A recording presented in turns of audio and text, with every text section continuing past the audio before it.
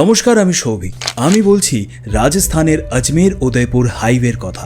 সেই হাইওয়ের ঠিক পাশে একটা ছোট্ট গ্রাম আছে, যে গ্রামের নাম দুদু। হ্যাঁ, নাম শুনে হাসি পেলেও সেই গ্রামের ঘটনা মোটেও হাস্যকর নয়। সেই দুদু গ্রামের একটি 4 বছরের বাচ্চা মেয়ের সঙ্গে জোর করে একটি 5 বছরের বাচ্চা ছেলের বিয়ে দিয়ে দেওয়া হচ্ছিল।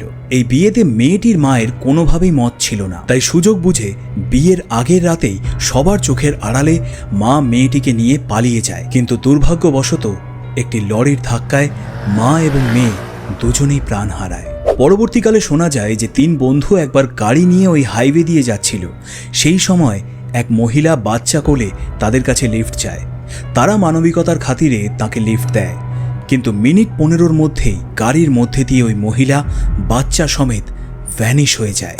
এই ঘটনার রহস্য আজও ভেদ করা যায়নি। তাই আপনি যদি কোনোদিন দুদু গ্রামে যান, সাবধানে